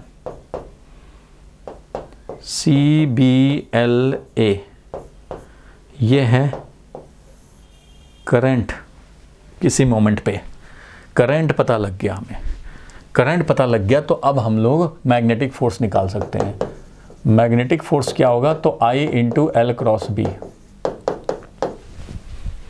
I into L cross B, तो भैया करंट इसी डायरेक्शन में L क्रॉस B करेंगे, तो अगर डायरेक्शन भी आप निकालना चाहते हो किस डायरेक्शन में फोर्स लगेगा, तो पहले तो आप देखो कि करंट कैसे चलेगा, करंट का डायरेक्शन पहले निकालना चाहते हो। फ्लक्स इज इंक्रीजिंग, क्योंकि जैसे जैसे नीचे आएगा, तो मैंने क्रॉस में लिया है तो उसके हिसाब से हम लोग देखेंगे भाई, तो जब क्रॉस में लियो तो क्रॉस के हिसाब से देखेंगे, तो क्रॉस में लेंगे अगर तो फ्लक्स इंक्रीज हो रहा है, तो डिक्रीज कराने के लिए डॉट में फील्ड चाहिए, जैसे जैसे नीचे आएगा फ्लक्स इंक्रीज हो, क्योंकि इधर से क्लोज लूप है, इधर से क्लोज लूप नहीं है, इधर से क्लोज लूप, जैसे जैसे नीचे आएगा फ्लक्स विल इंक्रीज, और इंक्रीज होगा तो डिक्रीज कराना है हमें, तो फ्लक्स इंक्रीज हो रहा है तो क्रॉस में है फील्ड, तो अपोज करने के लिए हमें डॉट में करना, डॉट मतलब ऐसे ऐसे मतलब ये एंटी क्लॉकवाइज चलेगा करंट, एंटी क्लॉकवाइज चलेगा करंट ऐसे, तो इसमें करंट ऐसे जाएगा।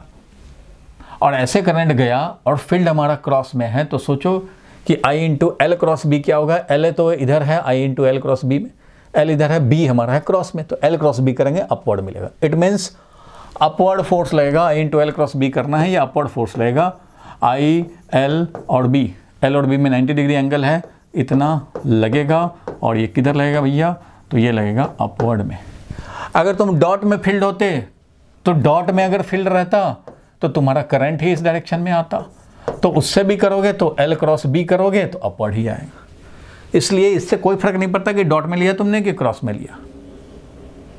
अगर आप डॉट में लेंगे तो भी फ्लक्स इंक्रीज हो रहा है टाइम के साथ, तो इसको डिक्रीज कराना मतलब क्रॉस में फील्ड प्रोड्यूस करोगे। क्रॉस में फील्ड प्रोड्यूस करने का मतलब क्या हुआ भाई, क्रॉस में फील्ड प्रोड्यूस का मतलब है ऐसे चलना करंट, ऐसे चलना करंट मतलब ये, तो इसमें भी फोर्स ऐसे ही लगेगा।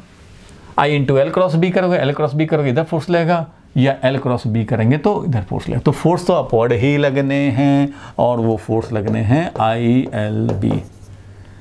ठीक है, तो मैग्नेटिक फोर्स ये लगा है आई एल बी, और जो कि वैल्यू हम लोग निकाल सकते हैं। आई का वैल्यू हम लोग ला चुके हैं कितना भाई, तो सी बी एल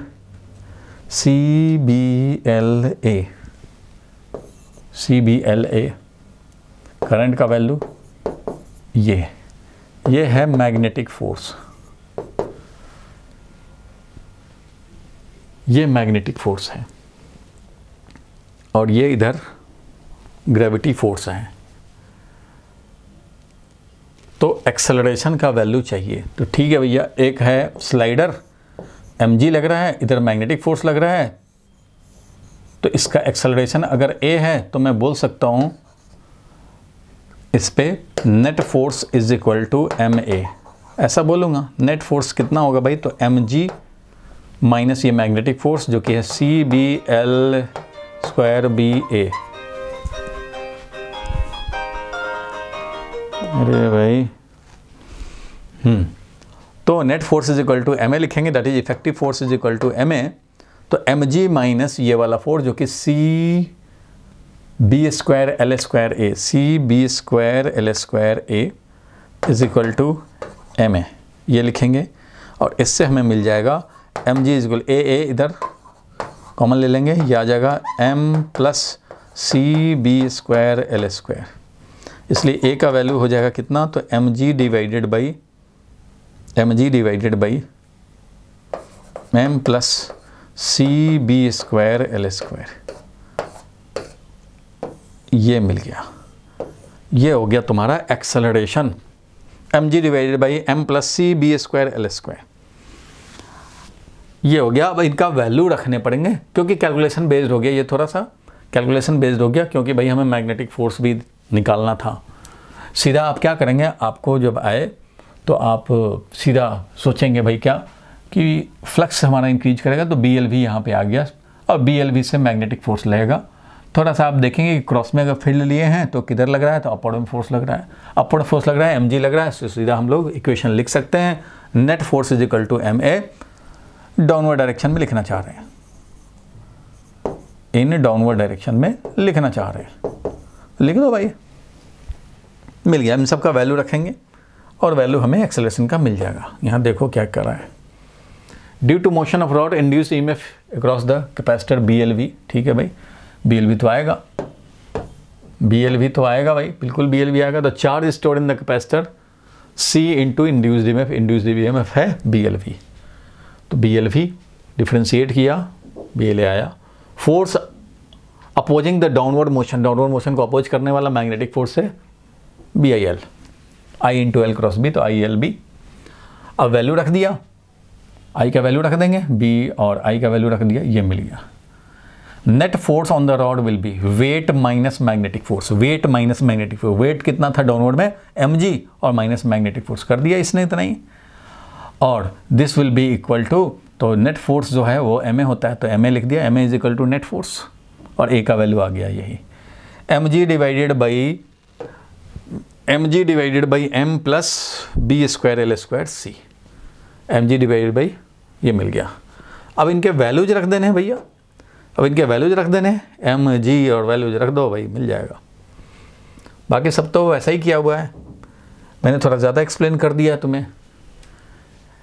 फोर्स इस पे लगना है अपवर्ड में, चाहे तुम क्रॉस लोगे तब भी अपवर्ड में लगेगा, डॉट रहेगा तब भी अपवर्ड में लगेगा, अपोजिंग फोर्स लगेगा भाई। क्योंकि खुद ऐसे भी कॉमन सेंस से भी सोच सकते हैं कि ये mg जो मोशन करा रहा है उसके चलते फ्लक्स में चेंज हो रहा है। तो लेंस साहब ने क्या कहा था कि इंड्यूस्ड ईएमएफ, इंड्यूस करंट का डायरेक्शन ऐसा होगा कि वो चेंज इन फ्लक्स को अपोज करेगा, या it will oppose change in flux और the cause which is changing the flux. जिस रीजन से फ्लक्स चेंज हो रहा है उस कॉज को भी अपोज करना। मतलब रिंग की तरफ मैग्नेट ले जा रहे हो, उससे फ्लक्स चेंज हो रहा है तो उसको अपोज करना, या फिर बोलें तो मैग्नेट के मोशन को अपोज करना, इधर से इंड्यूस करके अपोज करता है इस मोशन को। वैसे ही ये जो मोशन हो रहा है उसी के चलते इंड्यूस्ड ईएमएफ आ रहा है, उसी के चलते फ्लक्स चेंज हो रहा है। तो फ्लक्स में चेंज को अपोज करना है और जो इसको कॉज कर रहा है उसको भी अपोज करना है। मतलब ये जो मोशन है उसको अपोज करना है। तो मोशन को अपोज करने के लिए तो यही काम करेगा कि अपवर्ड में फोर्स लगाएगा ये,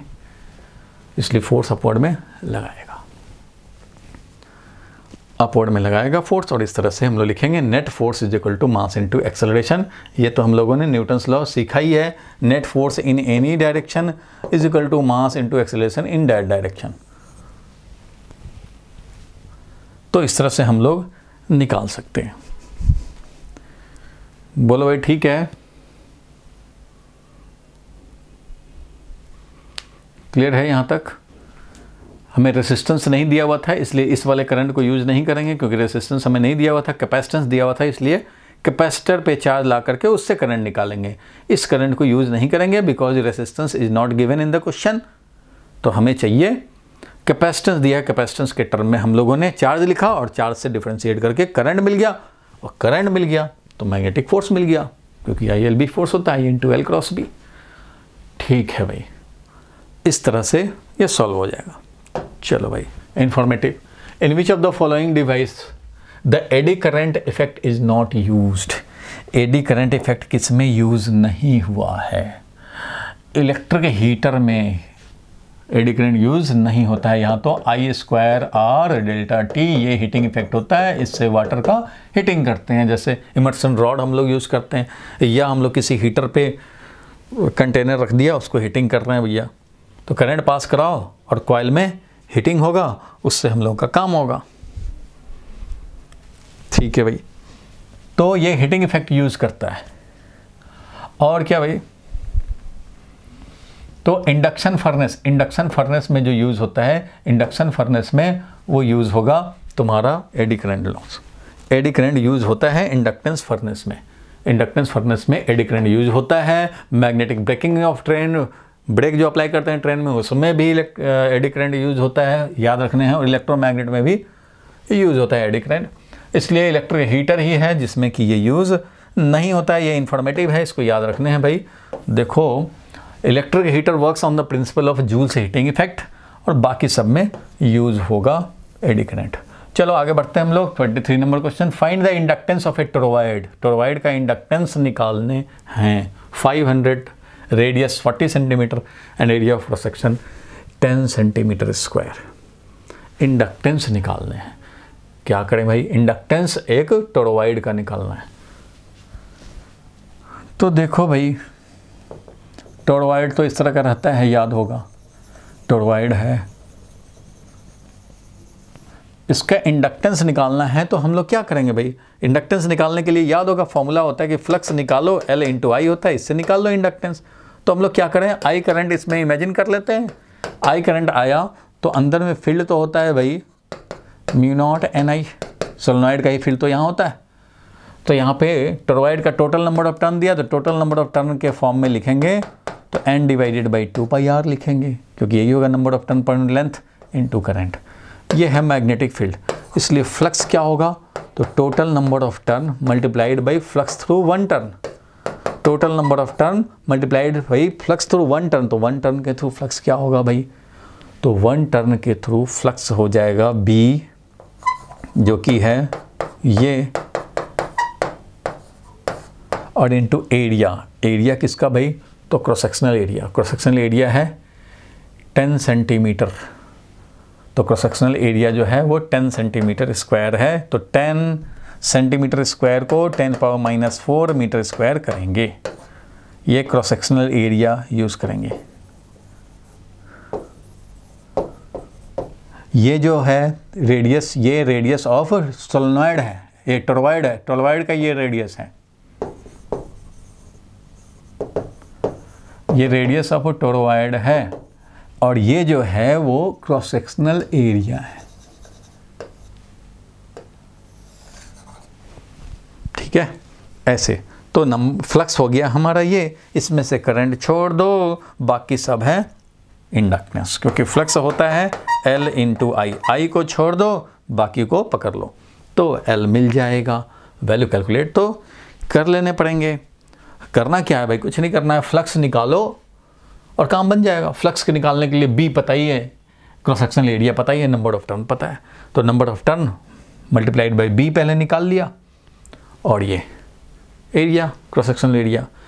I को छोड़ दें क्योंकि फ्लक्स होता है Li, तो I छोड़ देंगे, बाकी जो बचा वो L है। कैलकुलेशन के लिए देखते हैं भाई।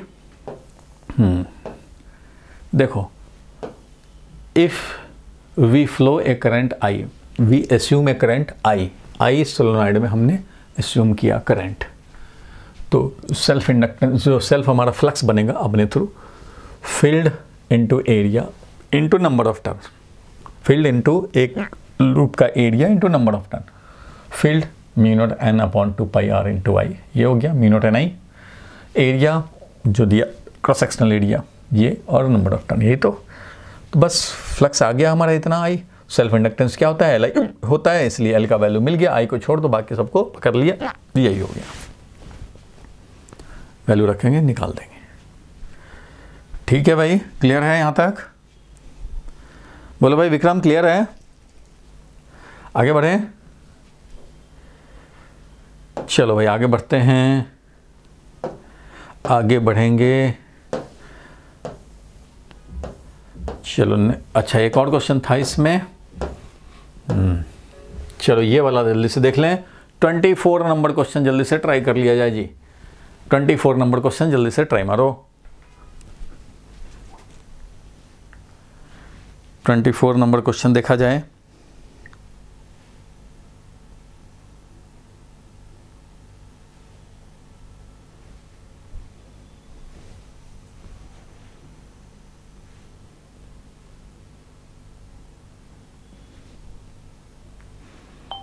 जल्दी ट्राई कर लो भाई।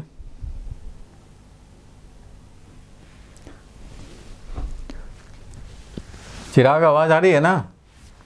यस सर, आ रही है। चलो देखो भाई, इस वाले 24 नंबर क्वेश्चन को देख लिया जाए। तो इन ए कॉइल ऑफ रेसिस्टेंस 100 ओम, कोई एक कॉइल है जिसमें कि रेसिस्टेंस कितना है भाई, तो 100 ओम है, रेसिस्टेंस का वैल्यू 100 ओम दिया हुआ है। A current is induced by changing the magnetic flux, इसमें करंट इंड्यूस कर रहे हैं हम लोग by changing the magnetic flux through it as shown in figure. अच्छा भैया, फ्लक्स चेंज कर रहे हैं, करंट चेंज कर, करंट वर्सेस टाइम दिया हुआ है as shown in figure. Resistance दिया है, current is induced by changing the magnetic flux through the figure, दिया हुआ है भाई IT graph.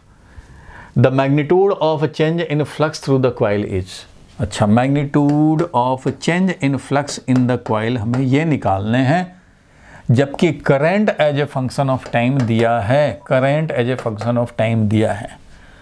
Change in flux निकालने हैं, कैसे निकालेंगे? किसी कॉइल के थ्रू हमने करंट में जो चेंज कर रहे हैं वो पता है, तो करंट में चेंज कर रहे हो, आपको बताना है कि फ्लक्स में कितना चेंज होगा। तो करंट में चेंज अगर पता है, current as a function of time पता है, तो तुम्हें ये भी पता लग जाएगा कि अगर current as a function of time है तो एरिया होगा charge transfer. Current time graph का एरिया होता है चार्ज ट्रांसफ़र, क्यों? क्योंकि आई होता है, ये आई इंटू डी टी होता है D Q, current is equal to D Q by D T, इसलिए D Q is equal to I D T. जब इंटीग्रेट करेंगे तो इधर चार्ज ट्रांसफ़र मिलेगा, और ये मिलेगा कितना भाई, तो ये मिला है area under I T curve, ये तो होता ही है, ये सब जानते भाई। तो चार्ज ट्रांसफ़र हमें मिल जाएगा, फ्लक्स चेंज चाहिए और रेसिस्टेंस भी दिया हुआ है। तो इससे रिलेटेड हम लोगों को पता है भाई कि चार्ज ट्रांसफ़र जो भी होता है किसी लूप में वो होता है flux change divided by resistance, ये होता है भाई। अच्छा, तो चार्ज ट्रांसफ़र तो हमें मिल जाएगा, एरिया अंडर का। फ्लक्स चेंज निकालना है तो फ्लक्स चेंज क्या होगा, तो charge transfer multiplied by resistance. तो ये तो हम लोगों को मिल जाएगा भाई, charge transfer multiplied by resistance of the coil.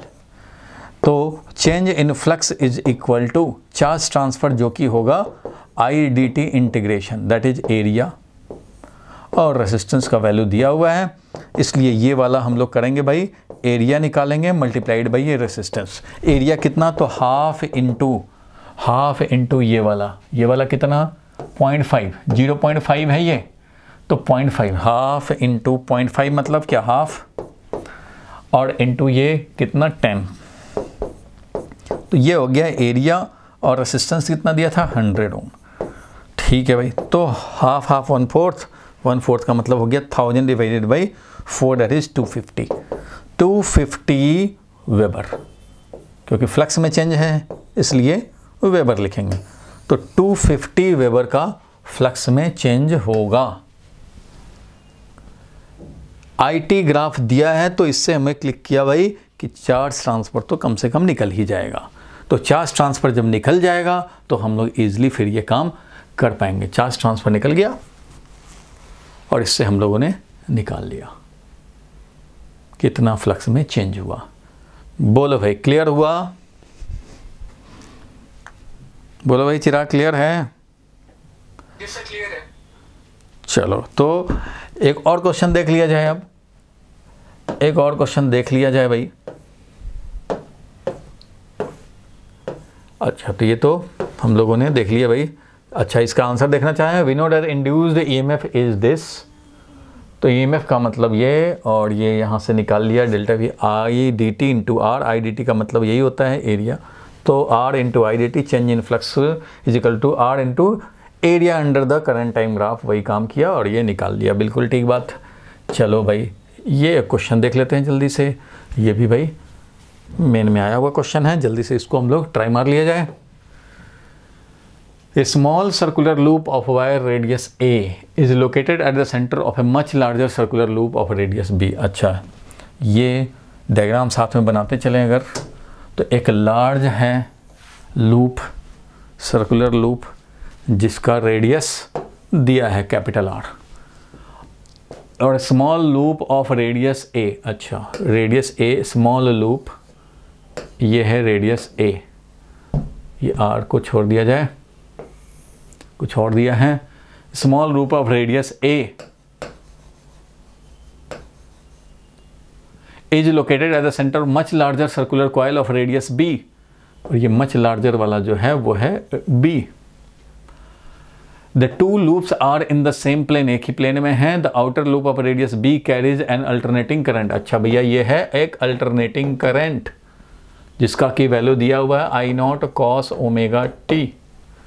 ठीक है भाई। The EMF induce in the smaller inner loop, EMF induce इस स्मॉलर इनर लूप में इंड्यूस्ड EMF चाहिए as a function of time चाहिए। तो भैया इसमें करंट चेंज होगा तो फील्ड चेंज होगा, फील्ड चेंज होगा तो इधर फ्लक्स चेंज होगा, छोटे वाले में फ्लक्स चेंज होगा तो इंड्यूस्ड EMF आएगा, बिल्कुल आएगा।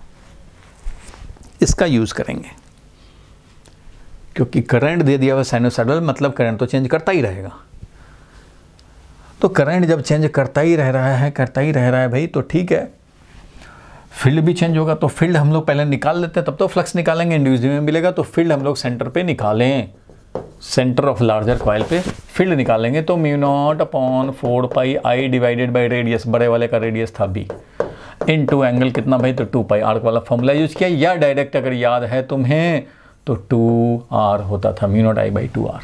4 पाई से 2 पाई का cancellation, mu naught I by 2r। ये B एट द सेंटर होता ही है, किसी सर्कल के सेंटर पे mu naught I by 2r होता है। ठीक है भाई, फॉर्मूला से भी कर लिया हम लोगों ने, याद होगा म्यू नॉट अपॉन 4 पाई आई अपॉन रेडियस, और एंगल आर्क जो एंगल बनाए सेंटर पे वो डालते थे रेडियन में, तो वो डाल दिया। ठीक है भैया, 2 पाई डाल दिया। यह है सेंटर पे फील्ड। तो हम लोग चाहें तो फ्लक्स निकाल सकते हैं किसी भी टाइम पे, किसी भी टाइम पे फ्लक्स क्या होगा, तो फ्लक्स होगा area into field, field at the centre into area, क्योंकि ये वेरी स्मॉल है इसलिए इस पूरे एरिया में वही फील्ड लिया जाएगा। ठीक है भैया, सेंटर है mu not I upon 2b और एरिया कितना है पाई इंटू छोटे वाला रेडियस, छोटा वाला रेडियस कितना था, a था, ये है। तो ये है फ्लक्स एट टाइम t, ये है फ्लक्स। जब जितना करंट रहेगा उस हिसाब से फ्लक्स रहेगा, करंट जीरो कर दो फ्लक्स भी जीरो हो जाएगा भैया। फ्लक्स तो ये है, और जब करंट ये चेंज हो रहा है, ये करंट कांस्टेंट नहीं है भैया, ये करंट चेंज करने वाला है क्योंकि AC है, उधर करंट चेंज हो रहा है, जो भी करंट रहेगा उस हिसाब से चेंज होता रहेगा। ये changing current hence changing field, changing field है, changing current and hence changing field.